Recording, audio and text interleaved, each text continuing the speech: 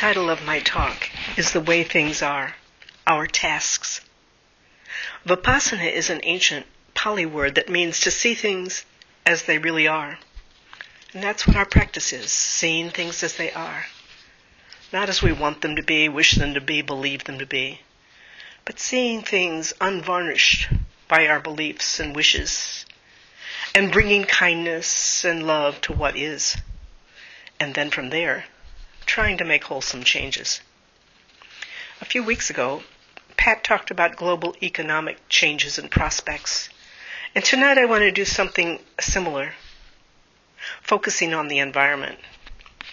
I want to talk about things as they really are, and as they very likely will be for our planet, its resources, other species who live here along with us, and for the human race as well. What are our tasks as spiritual seekers amidst all these realities? What can we do to help heal the planet and our immediate environment?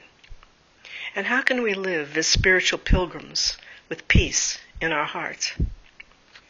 A small experience recently focused these questions for me. I recently received an appeal from the NRDC, the National Natural Resources Defense Council. They were asking for a contribution to a campaign to stop Shell Oil from drilling in the Arctic National Wildlife Refuge, which is scheduled to start next summer. The NRDC has filed a suit in federal court to try to block the move because of this fragile area. It is the prime breeding ground for polar bears and home to other Arctic wildlife. An oil spill there would be devastating to these endangered species. The prospect of extinction for polar bears, seals, Arctic foxes, and other Arctic wildlife wrenches the heart. I think we've all seen photos of a polar bear trapped on a small ice floe. It arouses such anguish, such a sense of helplessness. How to rescue that bear and provide her with a refuge, a place to live safely, naturally. And the issue is so much bigger than polar bears, because the projections are that if we humans continue to encroach on the habitat of our co-inhabitants of this planet, the way we've been doing so far, then not only polar bears, but 2/3 of the species now alive will be extinct by the end of this century. Already many species are. Species extinction is more than heart-wrenching. It is ripping apart the very fabric of the environment. Some people think the efforts of environmental organizations to protect species, they think of it as sob sister stuff, wimpy, and weigh the existence of a little species like the snail darter against the economy, or even survival of the human species. And they point out there's no context. Who can even identify a snail darter anyway? Not many. So they ask, why bother about a lousy little species? But as author Jared Diamond points out, eliminating these lousy little species is like removing the lousy little rivets from an airplane. Eventually, there's no plane. It's a dangerous game. Just when is eliminating one species and the next species too much? And yet at the same time, when the polar bear is trapped on an ice floe and species are going extinct, the fact is, humans are dependent on the Earth's resources. We need, for example, to fuel oil engines from the largest corporations down to us, you and me. We don't yet have economically viable alternatives. When I go to fill up my tank at the pump, I want the gasoline to be available. I try to cut back where I can, but still, I want to be able to fill up my tank. Isn't that true for you too? So when I received the appeal from the NRDC, I sent a contribution to support their campaign. But I did it with a heavy, heavy heart. I felt trapped, like the polar bear on an ice floe. I'm part of the problem, and so are you. We are alive and part of this civilization and all its dilemmas. And so even as I sent the contribution to NRDC, I knew that if they succeed, and block Shell's plan now, in the long run, the Arctic National Wildlife Refuge and every other major oil deposit will be exploited, whether clean or dirty. Much of the sweet, clean crude oil sources have already been exhausted, and we're likely to keep on exhausting non-renewable sources, the fossil fuels, until they're gone or become economically unviable, unfeasible. That is, until there's cheaper alternative energy sources, like wind or solar, but it hasn't happened yet, or until the environmental cost is so great that we back off. And of course, it's not just fossil fuels that we're exploiting and exhausting. We're exhausting also other non-renewable resources as well. And in the process, we're poisoning the environment and ourselves. Report after report are being issued about that. We've all heard of dumping toxic wastes. And then there's fracking, hydraulic fracturing.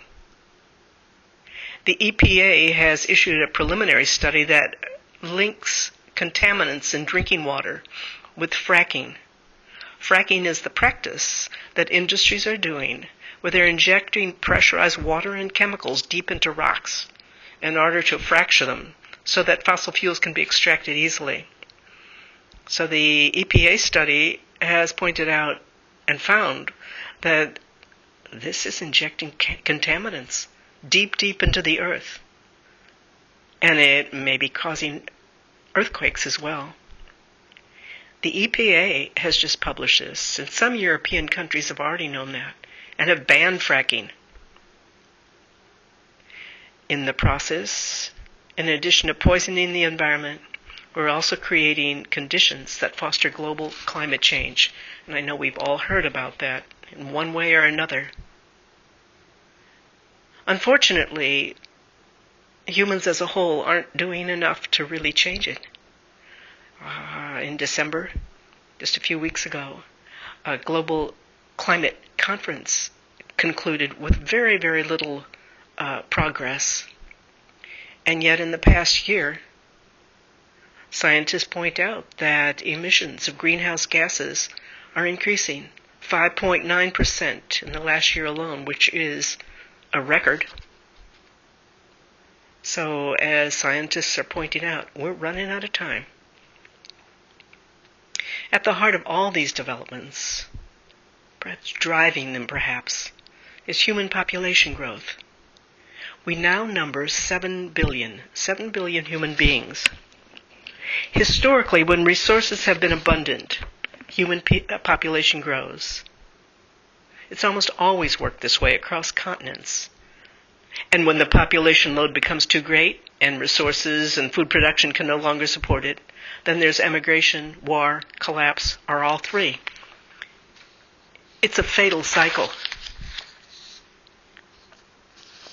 So up to the present time, globally speaking, not in specific areas, but globally speaking, there have been abundant resources on Earth, and the human population has expanded. And yet today, of the 7 billion of us, 1 billion are chronically malnourished. And scientists say, at present, we have the technology to grow the food to support all 7 billion of us if we make some major changes. Like, if we start using, globally, if we started using better seeds, better farming techniques, and if the human race can significantly shift to a more vegetarian diet instead of a meat-heavy diet. Because at present, 75% of the agriculture land on the planet is devoted to raising livestock, either raising food for them or pasture land. And it just can't be maintained and feed all of the human population as well. But what is it that's going to persuade people to eat less meat, to shift to a more vegetarian diet?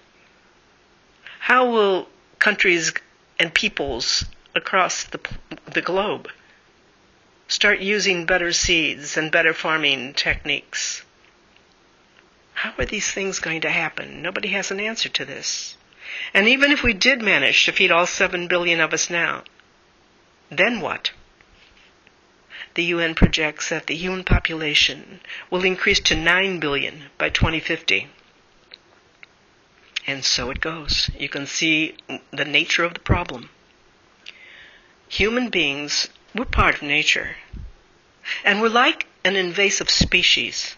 I'm thinking that we're like kudzu. I think you've all seen kudzu. That vine that grows so abundantly on trees and shrubs and covers them entirely with lush green curtain of green. And it kills them. That's what we're like. We're kudzu, growing blindly over everything that's in our way.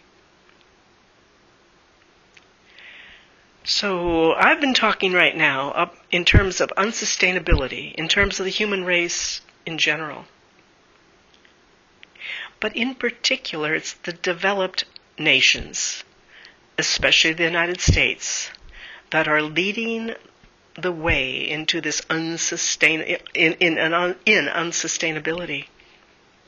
We're the ones who have adopted totally unsustainable levels of consumption, and especially the United States. Maybe you've seen photos of the Earth at night. Much is dark. There's no lights. And then you can see in Europe there are many scattered centers that are lit. And there are other centers around the world too. And then there's the United States. We stand out like lights on a Christmas tree, especially the eastern half of the country. One bright mass of light. It's a huge energy consumption. And it's emblematic of the entire problem. At current levels of consumption, by the developed nations alone, we could not continue at this pace. All by ourselves, this pace cannot be maintained. But you add to it the fact that other nations, the developing nations and the emerging economies like China and India are working hard to catch up. Everyone wants what we've got. And some nations are in a position to go for it. At this rate, collapse would come about even sooner. So how soon is soon? Environmentalists talk ominously about being really close, that ecological thresholds are very close, and once crossed, there's going to be no return for the planet. Again, Jared Diamond, an expert in these issues, points out that if dramatic changes aren't made now, those who are young adults now will live to see major environmental problems in all areas become acute. And I think there's a lot of evidence that it's already begun. So what would this look like? Well, as Diamond points out in his book called Collapse, today, just in the past, countries that are environmentally stressed, overpopulated, are both become at risk of getting politically stressed and their governments collapsing. When people are desperate, unnourished, and without hope, they blame their governments, which they see as responsible for or unable to solve their problems. They try to emigrate at any cost. They fight each other over land. They kill each other. They start civil wars. They figure that they have nothing to lose, so they become terrorists, or support or tolerate terrorism. That's how Diamond explains it. I think that all of us can recognize that these issues can't be isolated outside our borders. We're all in this together. Moreover, we can't examine just one set of issues like the environment. The issues are all tangled up, knotted together. Environmental issues, economic issues, political issues. That's just the way things are. One nation's decisions can affect the entire world. It's like walking on a precipice. And many people don't seem to acknowledge, don't notice. Here's just one example, is the Keystone XL pipeline. This pipeline, which is getting a lot of attention these days, is a proposal that would bring crude oil from Canada's tar sands in Alberta down to Texas, where it would be refined and burned as fuel. Proponents point out that if it were constructed, it would alleviate American dependence on Middle Eastern oil. They also point out it would revitalize the economy, creating new jobs at a time when we really need it. Opponents point out that this crude oil is extremely dirty. The pipeline would mean a vast new volume of greenhouse gas released into the atmosphere. Leaders in states, the political leaders of the states that the proposed pipeline would run through, don't want it. They're afraid of contamination in their state. Environmentalists also have been outspoken.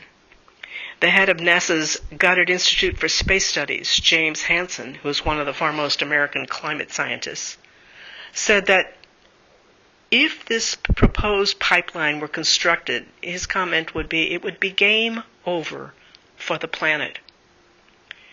Now, the Obama administration was leaning toward permitting it, but under pressure from environmentalists and state opponents, he decided to postpone the decision until 2013. But now the Republicans got into it, and they tying the pipeline to the bill on payroll tax cuts.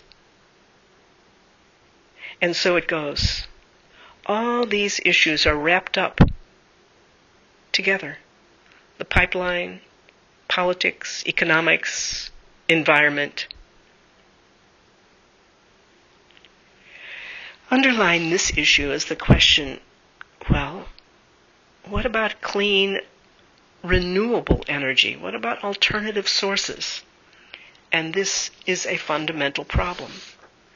Because to wean ourselves off of dependence of fossil fuels, oil, gas, and coal, we need alternatives. But to develop alternative energy sources and make them economically viable would mean there'd have to be a huge investment up front and deferred profits. They might not come for a while. They would come eventually, huge profits. But our government can't make such an upfront investment. It's not the way our system works. And our industry isn't willing. Industry is premised on short-term profit. Down the line, long-term profits from the development of alternative energies would be huge, but immediate risks and outlay are great.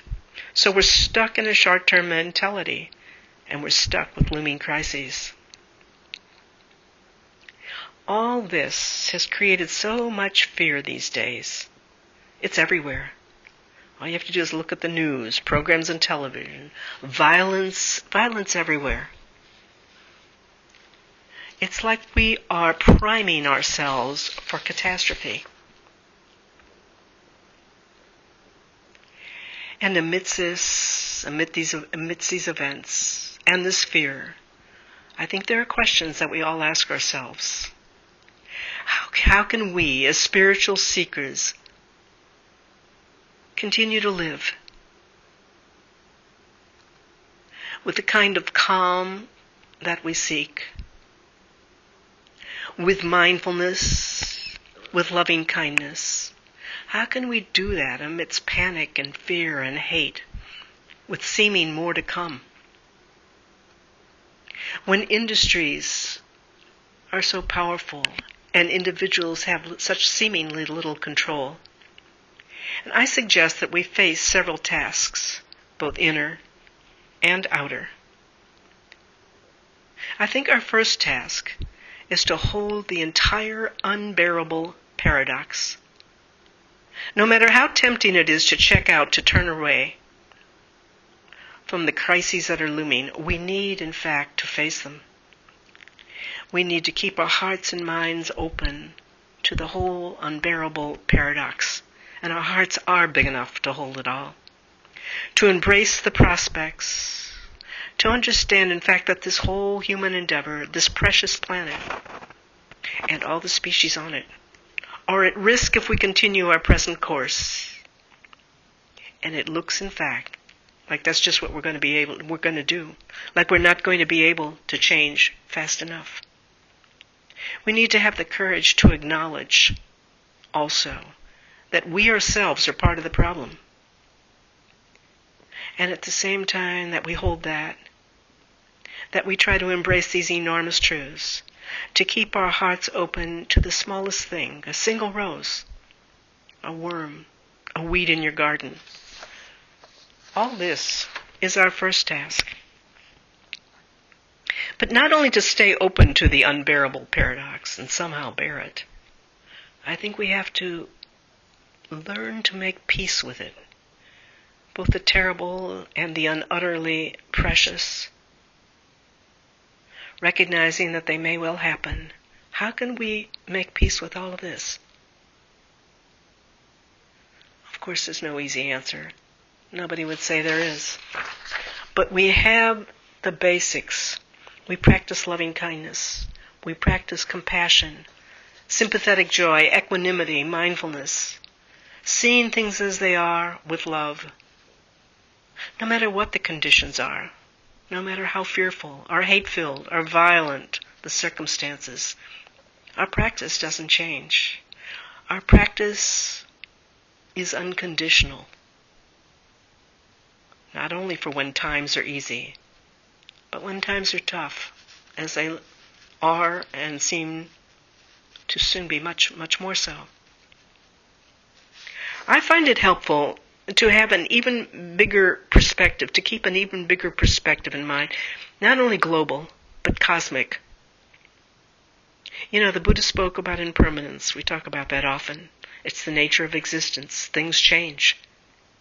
I think it really helps to understand impermanence in cosmic terms. The Buddha said everything dear and delightful will change and pass away. And that's not just you, me, your loved ones, our environment, our country, but everything. Everything that is born dies. Birth, duration, and dissolution is the nature of the cycle of existence. The Hindus have known this for thousands of years. They have a trinity of gods, Brahma, Vishnu, and Shiva, each representing one of these forces: birth, duration, and dissolution. This is true of people, of you and me. It's true of civilizations and of planets. In fact, as scientists point out, you and I are alive today. Our bodies, our very physical bodies, are composed of the catastrophe and the death of stars. Have stars have exploded? They've spewed their elements into the universe. Our bodies are literally stardust. Catastrophic change has brought us into being. And our own sun, too. We now know that it will die in about 5 billion years. And even before then, the oceans will dry up. When the sun dies, it'll explode as a red giant and it will incinerate the earth. Talk about catastrophe. When I mention this, one reaction that people sometimes have and say, oh, that is depressing. Or another one is to laugh and say, well, that's a long time from now. There's enough to worry about. I don't need to go to bed at night worrying about that one. But really, that's not the point. I raise it because I think it's a relief to see things in a cosmic perspective.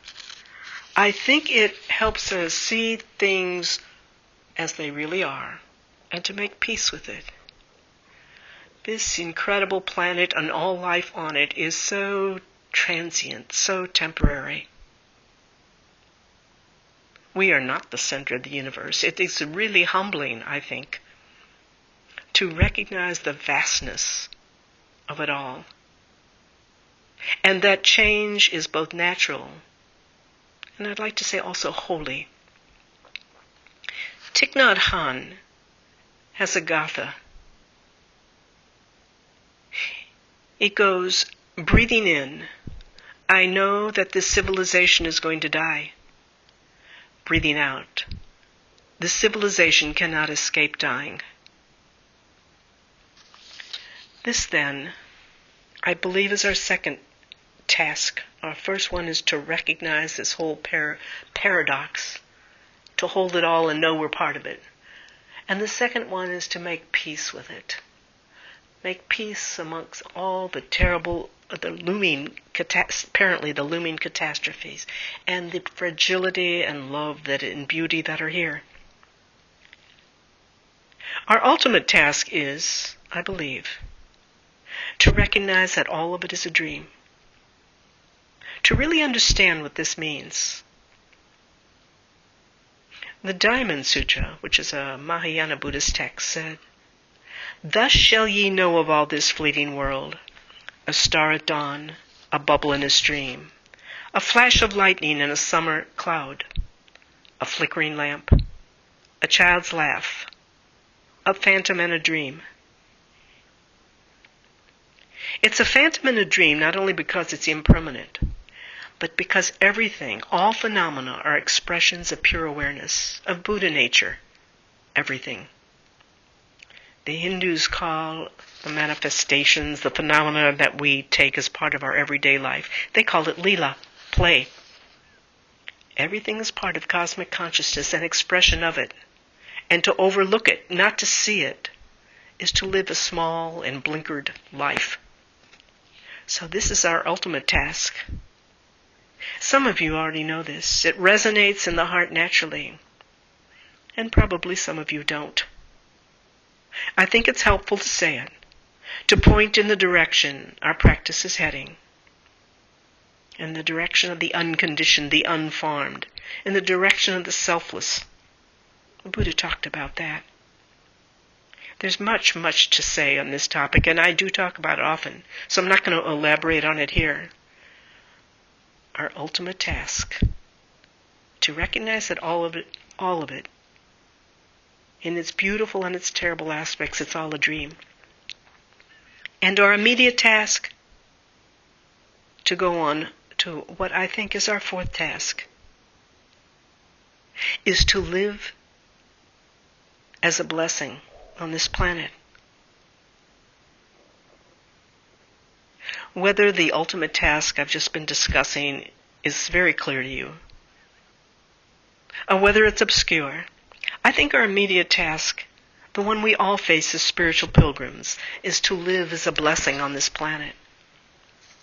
I recently showed a film in which Rachel Remen, an MD who has done a lot of work with looking into the spiritual and emotional issues and supporting individuals. In this film I showed, she spoke about becoming a blessing, living as if our life makes a difference, helping others and ourselves, the planet as well, as each of us is called to do. And I think that one way, taking off and using this framework of living as a blessing is one of our tasks. One way in which we can do this is simply to practice environmentally sound approaches in our own lives. The simple things that we can do. And so I have put online an Earth Peace Treaty commitment sheet. This is a list that Thich Nhat Hanh developed, and it's printed in his book, The World We Have. And I have a few copies here also for those of you who have a hard time getting online. But on this commitment sheet, he lists several things that you may want to look at, consider implementing, and maybe you're already implementing some of them. I'll read just a few, and then invite you to go online, take a look at the others, and print it out if you will. Keep it as a checklist, noticing what changes are you willing to make, and what have you already made. For example, and he asks us to sign our name, I, in your name, commit to. I walk to work or bike to work blank days per week. Walk or bike to places within 5 miles. Carpool to work or use mass transit. Reduce flight travel to less than blank flight hours per year. Have a car-free day once a month. Work at home 1 day a week, and so on. Please take a look at that. And consider, What ways can you change? What changes can you make so that you can increasingly live as a blessing on this planet? Thank you for listening.